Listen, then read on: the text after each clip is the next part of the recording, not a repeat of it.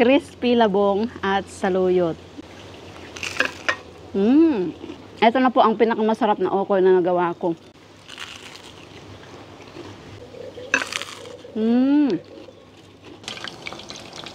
Hello ka-umami, meron akong napanood sa isang TV show dito sa Thailand na pinirito nila ang labong. Mukhang napakasarap kaya gusto ko rin subukan. At dahil saluyot ang perfect na kapares ng labong, bakit hindi natin samahan ng saluyot ang crispy fry na labong? Mag-e-experiment na naman tayo. Ayan, nahugasan na po natin at pinatuyuan. Ready na ang ating mga sangkap. Meron din po tayong itlog at sibuyas. At hipon na nilinis ko na. Tinanggal ko na yung ulo dahil medyo malalaki yung gagamitin natin. Tinanggal ko na rin yung tae sa likod.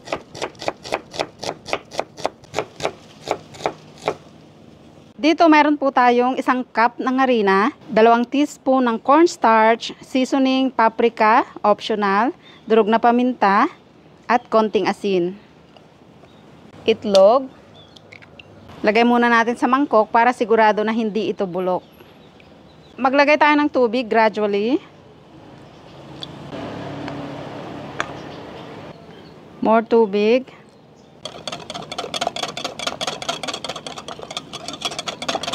So, okay na yung ganitong lapot. At gusto kong ilagay muna or i-coat muna yung ating mga hipon. Hanguin natin. Set aside muna natin. Sibuyas. Labong, hindi natin magagamit lahat yung ating labong dahil sobrang dami. Haluin ko muna bago ilagay yung ating saluyot. Saluyot. Etong natira, magagamit ko pa ito sa ibang mga luto. Haluin natin.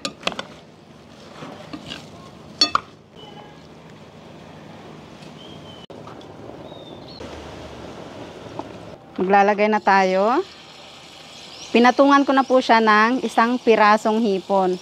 At ipipress natin ganyan para mapakrispy natin. Ang bango mga ka-umami, feeling ko masarap.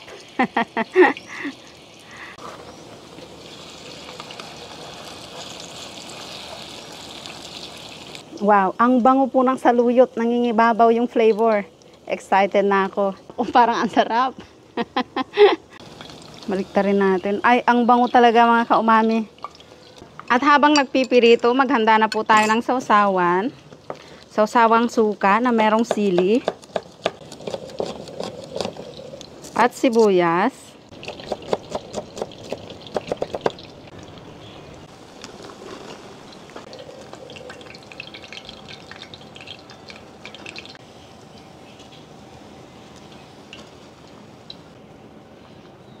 Ayan, habang pinipirito po natin yung iba, tikman na natin habang mainit-init pa at crispy pa.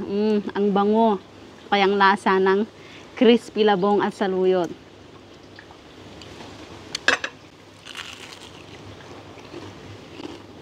Ang crispy.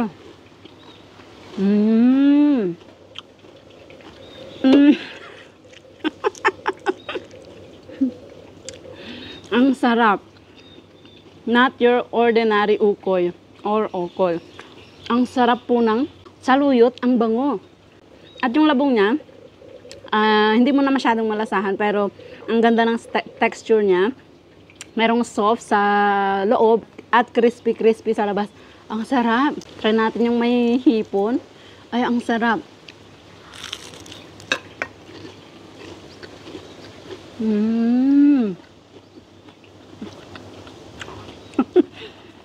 Pero ang sarap talaga. Ito na po ang pinakamasarap na okoy na nagawa ko. Ay, uulitin ko to kasi ang dami ko pong saluyot na hinihintay. Wow.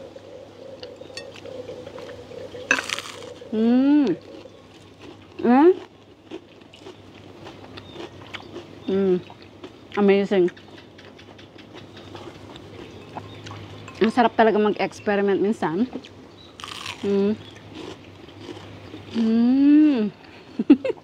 Ang dami na naman ng ko. Pasensya na. Yung talaga ang pag-express ko ng aking pag nasasarapan. The best. Hmm?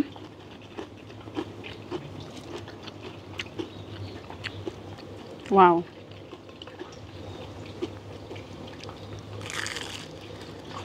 Hmm.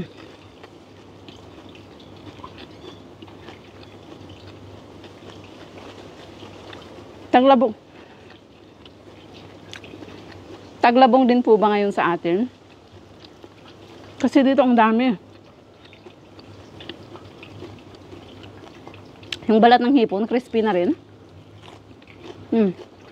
Kung mas maliit po ang gagamitin nyo, pwede na kahit nasama yung ulo. Sarap. Nangingibabaw po yung flavor ng saluyot. Wait lang, luto na yung isa. Ayan, luto na rin po yung isa. Isa pa. Promise mga kaumami, walang halong etchos. Ito na ang pinakamasarap na okoy na naluto ko. Kung nakakasubaybay na kayo sa aking mga videos, lagi akong gumagawa ng mga okoy, ng mga gulay, malunggay, kamote, kalabasa, at kung ano-ano mga hinahalo kong mga gulay. Ito yung pinakamasarap kong na okoy. At pwede po nating haluan siguro ng kamote or carrot para magkaroon ng ibang lasa. Kasi halos walang lasa yung labong. Pero alam mong labong siya. Malalaman mong labong siya. At yung saluyot talaga ang nagpasarap. Grabe. Isa pa. Crispy labong at saluyot.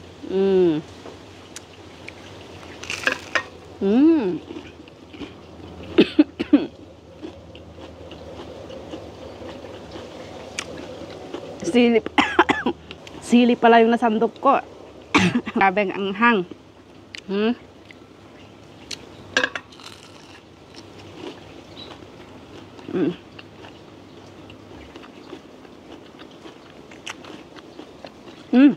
Try natin na walang sausawan.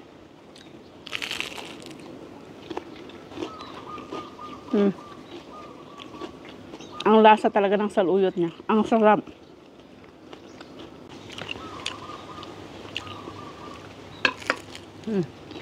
Wow.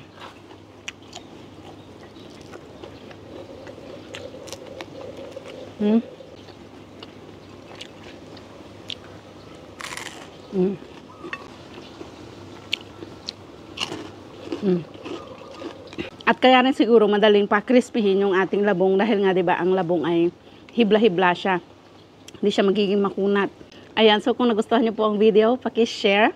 Ang sarap. At kung sinubukan niyo po at nagustuhan niyo, paki-comment below para malaman ng ating mga kaumami na masarap talaga.